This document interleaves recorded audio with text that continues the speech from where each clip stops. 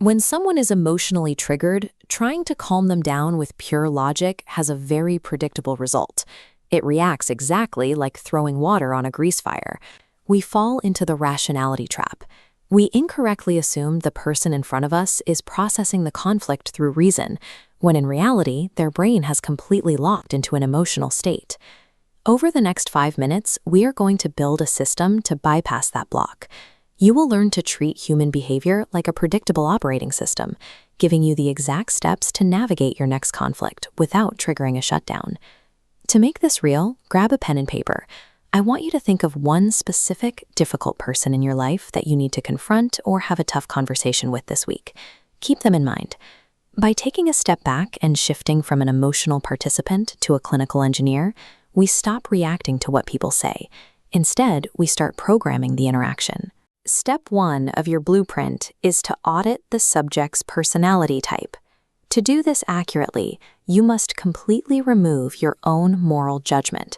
Look at them purely as a detached observer gathering data. You aren't deciding if their behavior is good or bad. You are identifying what drives it. Look at this personality matrix. It maps out the primary hidden motivations behind almost all difficult behavior.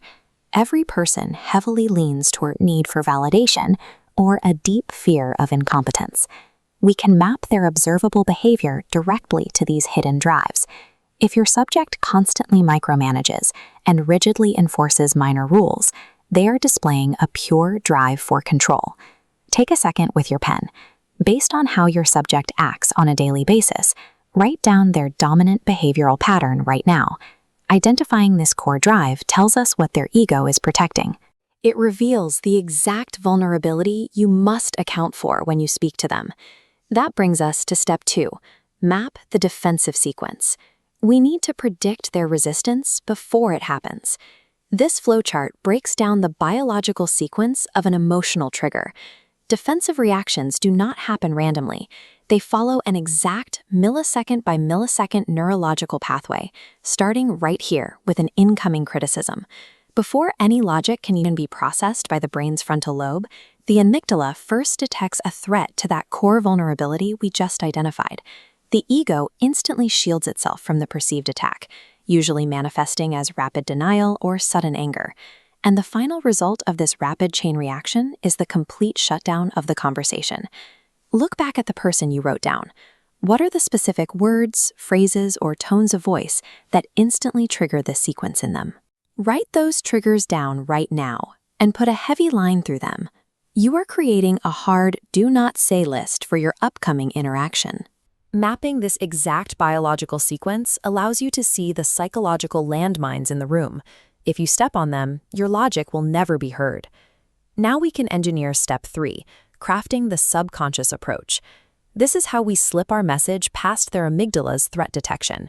We do this using a technique called ego soothing. By opening with a statement that validates the exact insecurity you identified in step 1, you disarm their defense mechanism before it boots up. Let's look at this dialog box. A standard logic-first opening might look like this. It states a fact, but it instantly fails because it triggers the target's fear of incompetence. The defenses go up immediately. Now look at the engineered ego-soothing alternative. It achieves the exact same goal, pointing out a mistake, but it validates their identity first. It removes the blast radius. Take your pen and script out your exact word-for-word opening sentence for your target. If they need control, ask for their guidance. If they need validation, acknowledge their past success first. A collaborative opening bypasses the threat detection we identified in step 2. This forces the target's brain into a receptive state, clearing the path for the actual facts. Once you are actually in the room with them, you rely on step 4, execute and calibrate in real time. This is where most people fail. The moment you feel resistance from the other person, your instinct will be to push harder with more facts. That is the exact wrong move. Think of the conversation's intensity like this visual thermometer. Your job is to monitor the heat level of the room, rather than just focusing on the content of the words being said. The moment you notice their jaw tighten, their tone shift, or they begin to argue, their heat level is rising.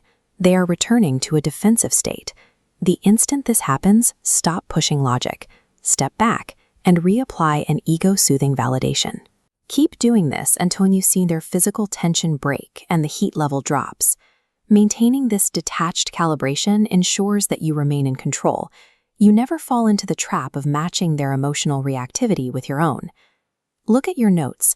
You have just successfully engineered a complete 4-step social interaction blueprint for the hardest person in your life. This is the sum of your work. You've identified their hidden motives, mapped their biological triggers, scripted a disarming opener, and set a rule for calibrating the heat. Your challenge now is to take this piece of paper and use it. Initiate that difficult conversation within the next 48 hours and test this exact framework in the real world. When you stop fighting how people operate, communication suddenly stops feeling like a battle. It aligns perfectly with the mechanics of human nature. Mastering human nature means communicating in the exact language the human brain is designed to receive.